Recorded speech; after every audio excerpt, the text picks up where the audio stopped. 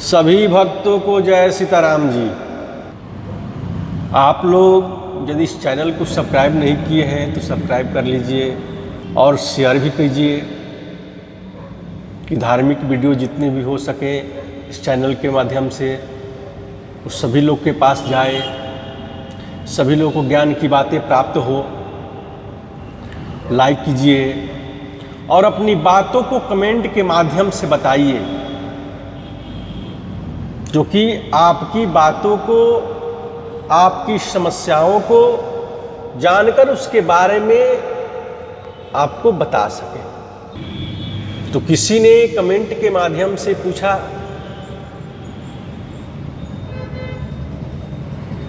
कि मासिक धर्म जिस दिन आए उसको कौन दिन माना जाए। तो आपको अवगत करा दें कि जिस दिन मासिक धर्म आए उस दिन को पहला दिन कहा जाता है और पहले दिन की गिनती से के माध्यम से ही जितने हम आपके पिछले वीडियो में आप लोगों को बताए हैं उसको ध्यान पूर्वक सुनकर समझकर और उसके माध्यम से जिस तरह से हम बताए हैं और उसके माध्यम से भी पति पत्नी का संबंध बनता है तो उसको निश्चित ही पुत्र की प्राप्ति होती है। इस संसार में जो कुछ भी होता है वो परमात्मा की कृपा से ही होता है, तो परमात्मा की कृपा से ही प्राप्त होता है। और मनुष्य जो कर्म करता है उसके कर्मों का फल भी उसको ही प्राप्त होता है, उस कर्मों का फल उसको भोगना पड़ता है। आप जैसा कर्म कीजिएगा उसका फल भगवान देंगे। तो आप अपना कर्म सही तरीका से कर रहे हैं कि नहीं कर रहे हैं ये आपके ऊपर डिपेंड करता है। तो भगवान की कृपा के साथ साथ आपका कर्म भी आपके साथ जुड़ा हुआ है। आपके कर्मों का हिसाब आपको ही भुगतना पड़ता है।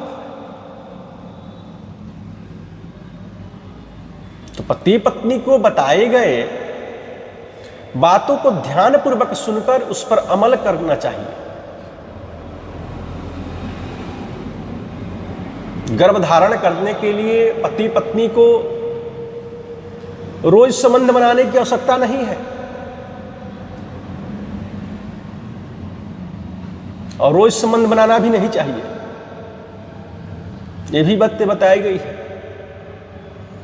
तिथि बार और समदिन से 8,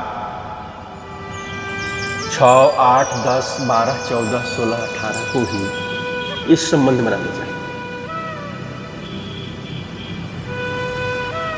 पुत्री के लिए 7, 9, 11, 13, 15, 17 को ही संबंध बनाने चाहिए। भगवान के द्वारा प्रवर्तित सृष्टि को संचालित करने के लिए, चलाने के उद्देश्य से ही पत्नी के साथ संबंध बनाने चाहिए, काम वासना की तृप्ति के लिए नहीं। इसलिए पति पत्नी ऋतु काल में वर्जित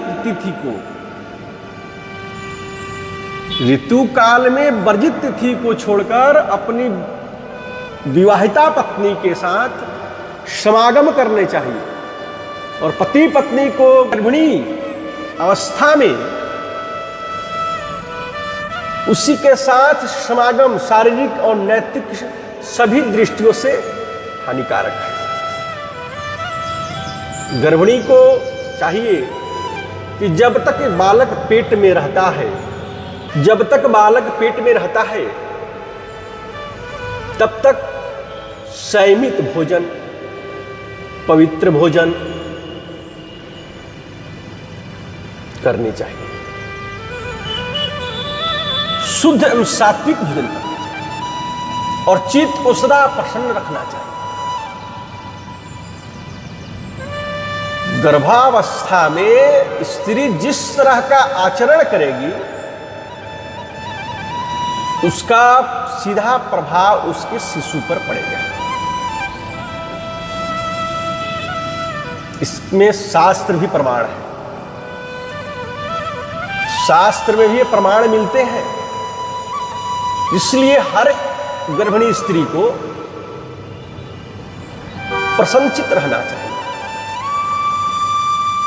अश्लील पिक्चर नहीं देखनी चाहिए, अश्लील तस्वीर नहीं देखनी चाहिए, क्लब में नहीं जाना चाहिए, गंदे विचार मन में नहीं लाने चाहिए, सात्विक विचार मन में लाने चाहिए, हर समय अच्छे अच्छे बातों पर ध्यान देने चाहिए, महापुरुषों की जीवनी पढ़नी चाहिए, धार्मिक पुस्तकें पढ़नी चाहिए। ये सब जितने कार्य स्त्रियां करेगी उसके प्रभाव उसके पुत्र पर पड़ेगा। इसलिए हर स्त्री को जब वो गर्भावस्था में हो उसको सात्विक भोजन, सात्विक आहार, शुद्ध आचरण, प्रसन्नचित रहना, इसका प्रमाण है प्रहलाद जी।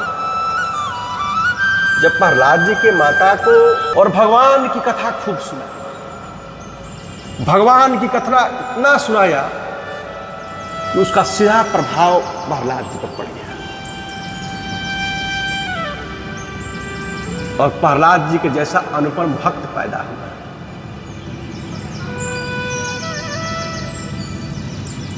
तो आप लोगों को हम पहले 3 वीडियो में बता चुके हैं कि पुत्र प्राप्ति के लिए आप कौन सा यत्न करें, कौन सा प्रयत्न करें कि आपको पुत्र ही हो। आप उस वीडियो को ध्यान से देखिएगा, ध्यान से सुनिएगा, तो आपको अवश्य ही पुत्र की प्राप्ति होगी। चैनल को लाइक, सब्सक्राइब और कमेंट करना न भूलें। जय सीताराम।